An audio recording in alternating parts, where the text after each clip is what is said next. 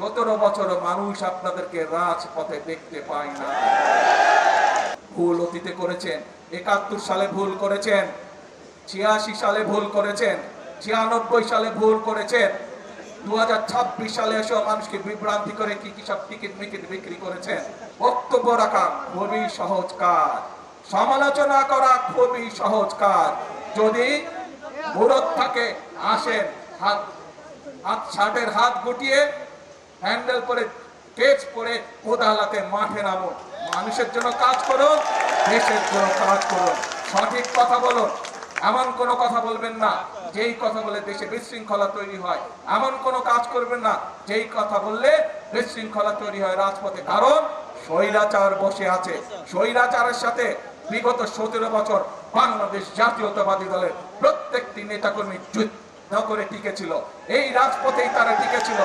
আর কোন রাজনৈতিক অন্য যারা ছিল তারা আমাদের সাথে ছিল। যারা আজকে বড় বড় গলা উঁচু করে কথা বলছে, যারা আজকে বড় বড় গলা দিয়ে বিশৃঙ্খল কথা বলছে, বিভ্রান্তিকর কথা বলছে, 17 বছর মানুষ আপনাদেরকে রাজপথে দেখতে পায় না। এখনো রয়ে গেছে পত্রিকাগুলো, বিগত 17 বছর পত্রিকাগুলো রয়ে গেছে, বের করুন পত্রিকাগুলো। পত্রিকার পাতায় এখনো ছবি আছে কিভাবে আমার দলের বাংলাদেশ জাতীয়তাবাদী দলের বিএনপির নেতাকর্মীরা কিভাবে অত্যাচারিত হয়েছে, কিভাবে নির্যাতিত হয়েছে, কিভাবে গুমের শিকার হয়েছে, কিভাবে কারাবরণ করেছে, কি বক্তব্য তারা দিয়েছে, সেই সবগুলো এখনো পত্রিকার পাতায় রয়ে গেছে কম বেশি। পত্রিকাকে সেদিন ছাপতে দেওয়া হতো না এইসব বিষয়, তারপরেও পত্রিকাগুলো চেষ্টা করেছে, অনেকগুলো, সবগুলো না হলে অনেকগুলো পত্রিকা চেষ্টা করেছে বিরোধী দলের কণ্ঠস্বরকে যতটুকু সম্ভব তুলে ধরার জন্য। কিন্তু সেইখানে আমরা আজকে যারা বড় বড় কথা বলছে তাদের কোনো কথা সেখানে দেখিনি আমরা। কাজেই বাংলাদেশের মানুষের মন অনেক বড়। ভুল অতীতে করেছেন, 71 সালে ভুল করেছেন, 86 সালে ভুল করেছেন, 96 সালে ভুল করেছেন, 2026 সালে এসেও মানুষকে বিভ্রান্তি করে কি কি সব টিকিট মিকিট বিক্রি করেছেন।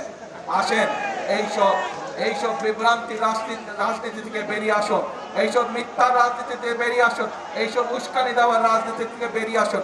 সত্যিকার ভাবে জনগণের কাজ হতে পারে, সত্যিকার ভাবে দেশ এগিয়ে যেতে পারে, এইরকম যদি কোনো পরিকল্পনা আপনাদের কাছে থাকে, এইরকম যদি কোনো চিন্তা ভাবনা আপনাদের কাছে থাকে, উপরে টেবিলে উপস্থাপন করুন, সংসদে উপস্থাপন করুন, জনগণের সামনে উপস্থাপন করুন।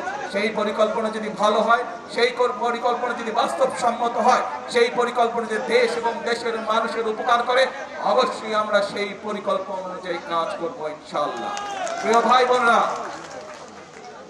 বাংলাদেশের মানুষ দেখতে চায় তাদের ভাগ্যের পরিবর্তন। বাংলাদেশের মানুষ দেখতে চায় যে তাদের এই প্রিয় মাতৃভূমি ধীরে ধীরে এগিয়ে যাচ্ছে পৃথিবীর বুকে। সেই জন্য যদি এগিয়ে যেতে হয়, বাংলাদেশের মানুষের ভাগ্যের পরিবর্তন করতে হয়, তাহলে এই যে 20 কোটি মানুষ, 20 কোটি মানুষের যে 40 কোটি হাত, সেই হাতকে কর্মীর হাতে রূপান্তরিত করতে হবে, সেই হাতকে শ্রমিকের হাতে রূপান্তরিত করতে হবে। প্রিয় ভাই বোনেরা, আজ আমি কে পেলাম সেটি বড় কথা নয়, আমি এই দেশ এবং এই দেশের মানুষের জন্য কি দিতে পারলাম সেটি হচ্ছে বড় কথা। আমি এই দেশ এবং দেশের মানুষের জন্য কি করতে পারলাম সেটাই হচ্ছে আজকে বড় কথা। আসুন এই কথাটিকে মনে ধারণ করে, এই কথাটির উপরে শপথ গ্রহণ করে, এই কথাটির উপরে প্রতিজ্ঞা করে আজকে আমরা দেশনেত্রী বেগম খালেদা জিয়ার জন্য আল্লাহর দরবারে হাত তুলে দোয়া করি।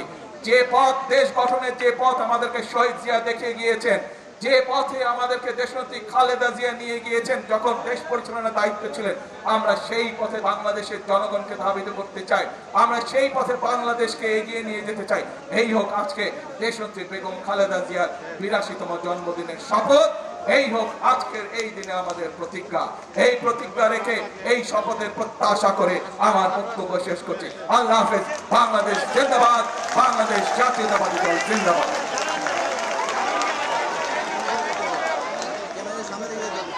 বাংলা কিউআর যেখানে, নগদ পেমেন্ট সেখানে।